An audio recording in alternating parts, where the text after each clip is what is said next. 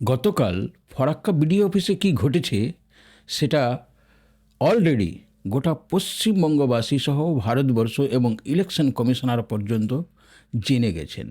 প্রিয় দর্শক, প্রথমে বলবো আপনাদের এই ভিডিওটি দেখতে।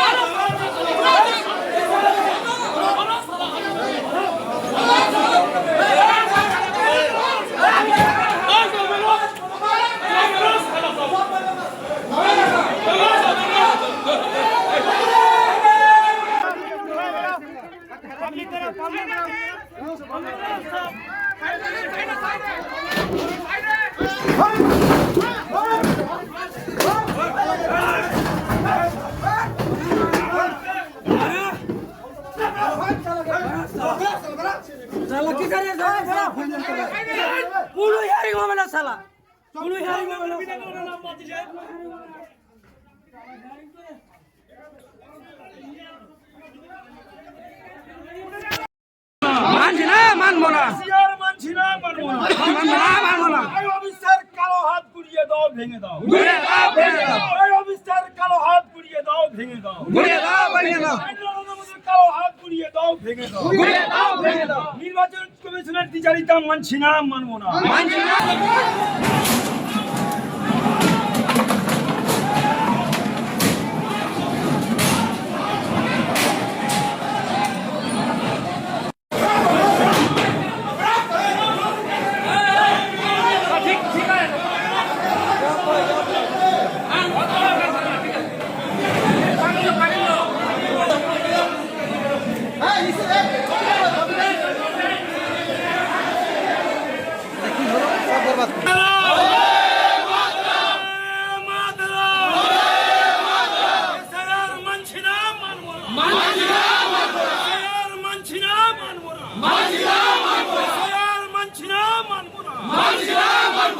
এই মোদী সরকারের কালো হাত গুটিয়ে দাও, গুটিয়ে দাও। এই অমিত শাহের কালো হাত গুটিয়ে দাও, ভেঙে দাও। এই নির্বাচন কমিশনের সিদ্ধান্ত মানছি না, মানবো না। এই নির্বাচন কমিশনের এসিআর মানছি না, মানবো না।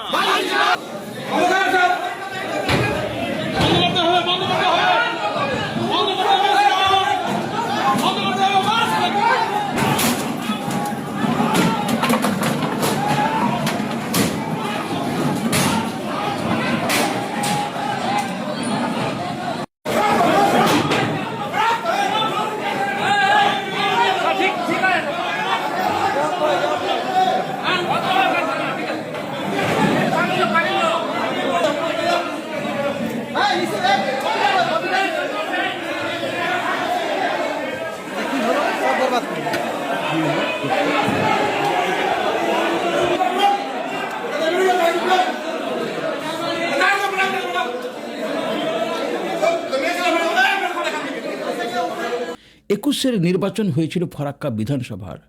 সেই বিধানসভার নির্বাচনে আমার প্রথম প্রশ্ন ফরাক্কার জনতার কাছে, আপনারা যাকে নির্বাচিত করেছিলেন, যাকে ভোট দিয়েছিলেন, আপনারা যাচাই করেছিলেন কি তার ব্যক্তিগত গ্রাউন্ড কি, কতটা লেখাপড়া, কতটা শিক্ষিত, কতটা মার্জিত, কতটা ভদ্র। দেখুন বিডিও অফিসে কিভাবে গতকাল ভাঙচুর করেছে এবং সেই লোকটি নেতৃত্ব দিয়েছে। অথচ ফরাক্কার যিনি বিডিও তিনি কি বলছেন, তিনি কিভাবে এফআইআর করেছেন? তিনি এফআইআর করেছেন আননোন পারসন। পরিষ্কার ফুটেজে দেখা যাচ্ছে, ফুটেজে দেখা যাওয়ার পরেও আননোন পারসন কী করে হয়। দেখুন কিভাবে ওনারা এটাকে আননোন পারসন বলছেন। আননোন পারসন বলতে পারেন কি একজন প্রশাসনিক আধিকারিক, সরকারি আধিকারিক? ওনার সঙ্গে তো প্রায় নিত্য উঠা বসা হয়, যারা সেখানে ভাঙচুর করেছিল নিত্য উঠা বসা হয়, একসঙ্গে চা পান করেন, আর কিছু করেন কাজের খাতিরে। কিন্তু দেখুন তারা কিভাবে তাকে আননোন পারসন বলছেন। দ্বিতীয় কথা হচ্ছে যে যারা ভাঙচুর করলো তারা কি বলে ভাঙচুর করছে, একথা কিন্তু আমি বলছি না, বিভিন্ন রাজনৈতিক দলের নেতারা বলছেন। ভাঙচুর করার সময় কি বলছেন? ভাঙচুর করছেন, চেয়ার ছুটছেন, স্লোগান দিচ্ছেন বন্দে মাতরম। প্রিয় দর্শক, আবার সেই নেতার নামে তার অনুগামীরা আর জয়ধ্বনি দিচ্ছেন অমুক XYZ জিন্দাবাদ, অমুক জিন্দাবাদ, অমুক জিন্দাবাদ। তারা যে এই জিন্দাবাদ জিন্দাবাদ ধ্বনি দিচ্ছেন, কার জন্য ধ্বনি দিচ্ছেন? সঙ্গে আবার যুক্ত করছেন জয় বাংলা। দেখুন বন্দে মাতরম আমাদের দেশকে স্বাধীন করার যে মন্ত্র, বন্দে মাতরম শব্দটির অর্থ আপনারা সকলেই জানেন, মাতৃবন্দনা। যার দিকে চেয়ার ছুঁড়ে মারলেন, যে অফিসারের দিকে চেয়ার ছুঁড়ে মারলেন, তার কি মা ছিল না? তার কি পরিবারের কেউ নেই? তা একজন প্রশাসনিকভাবে নির্বাচিত, রাজ্যের সংবিধান দ্বারা নির্বাচিত প্রতিনিধি দলের লোকেরা যেভাবে চেয়ার ছুঁড়ে মেরেছেন, যেভাবে গালিগালাজ করেছেন, অশ্রাব্য ভাষায় বলেছেন, সত্যিই কি এরা মানুষের পর্যায়ে পড়েন?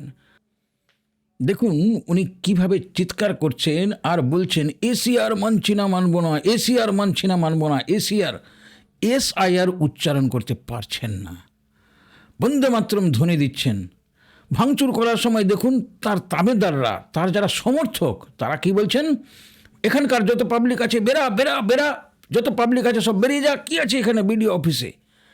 যেখানে জনতার পয়সা দ্বারা নির্বাচিত একটি অফিস, পঞ্চায়েত সমিতি, যে জনতার ট্যাক্সের টাকায় নির্মাণ করা হয়েছে, সত্যি কি তাদের এই কথা বলার অধিকার রয়েছে?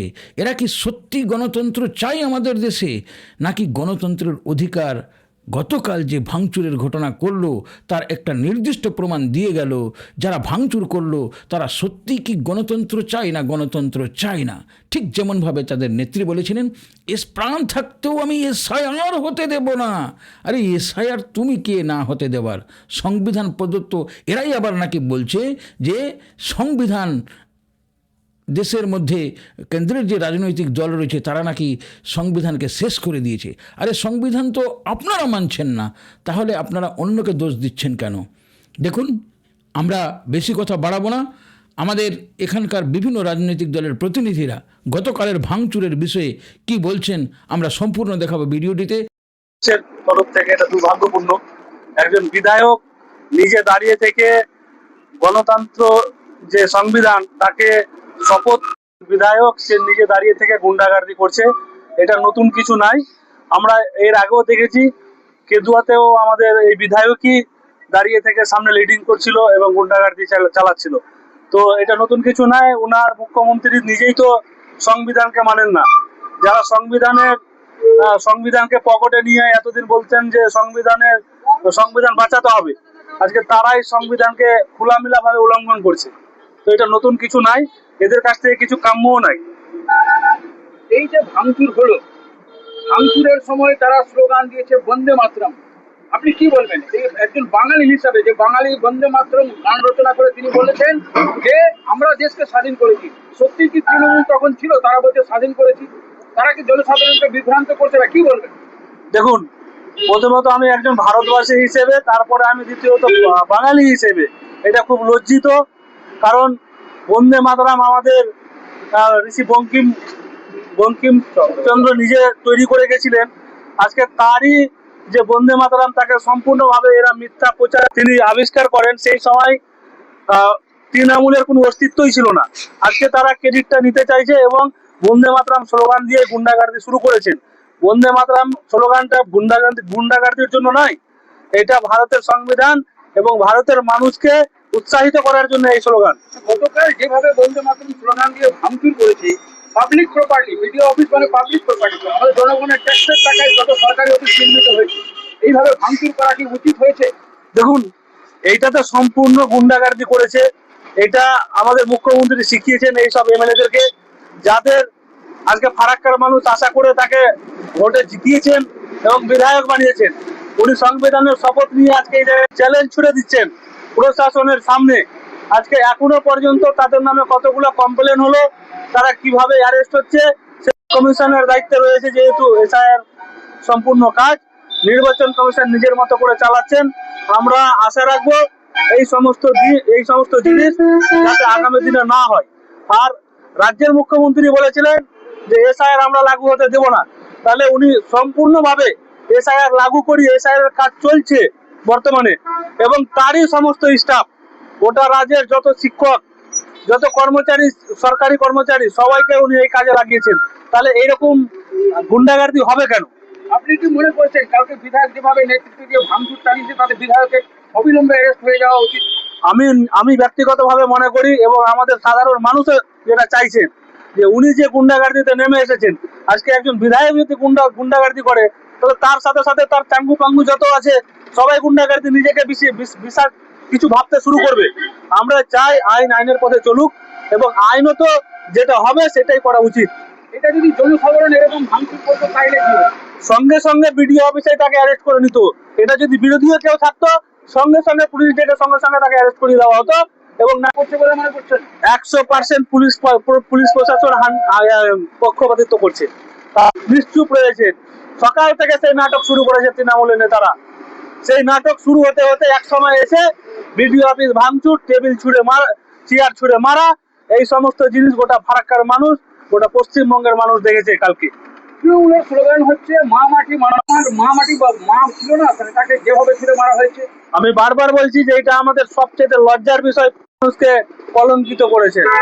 ফারাক্কা সবাইকে নিয়ে চলতো, সব দলকে নিয়ে চলার মতো একটা জায়গা।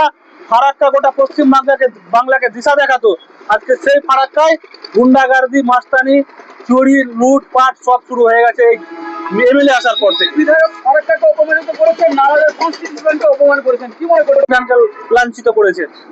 এর পরিপ্রেক্ষিতে নির্বাচন কমিশনের কি করা উচিত বলে মনে করছেন? আমি মনে করি নির্বাচন কমিশন কঠোর হাত। দেখুন, ফরাক্কায় সাংবাদিকদের প্রশ্নের মুখোমুখি হয়ে এখানকার এসডিও সাহেব, যিনি ইলেকশন কমিশনের দায়িত্বে রয়েছেন, তিনি কি বলছেন? তিনি কি সঠিক জবাব দিলেন, না তিনি এড়িয়ে গেলেন? দেখুন, প্রশ্ন করা হচ্ছে ওনাকে যে বিডিও এখানকার আননোন পার্সন হিসেবে এফআইআর করেছেন, আননোন পার্সন হিসেবে কিভাবে হতে পারে? তিনি কি সঠিক জবাব দিলেন? প্রিয় দর্শক, কি বলবেন আপনারা? আপনাদের সুচিন্তিত মতামত আমাদের কমেন্ট বক্সে অবশ্যই লিখে জানাবেন। আমরা তার উত্তর দেওয়ার জন্য রেডি থাকব। আজকে না সবাই স্টেক হোল্ডার যে আছে, ইআরওস আছে, এমওর সঙ্গে বসে we are again kick starting process আছে না, হিয়ারিং শুরু করার আছে। যদি আছে লোকজন আসছেন, ভোটার্स আসছেন हियरिंग सो दैट उनका कोई प्रॉब्लम ना हो। हियरिंग शुरू हो गया, आप देख सकते हो পুরোটা হিয়ারিং নর্মাল হয়ে গেছে, তাড়াতাড়ি হিয়ারিং তো চালু হবে। দুটোর সময় তো শুরু হলো স্যার, দুটোর সময় তো শুরু হলো।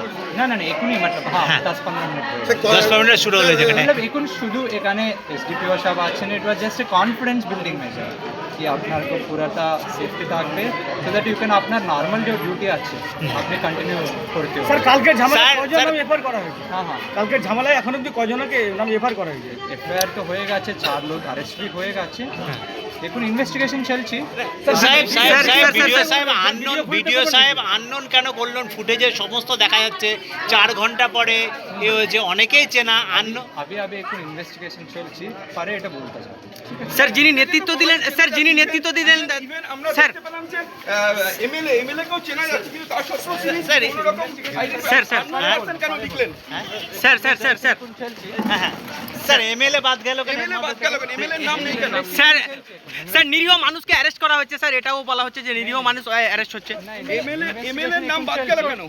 ইনভেস্টিগেশন এখন চলছে। Thank you.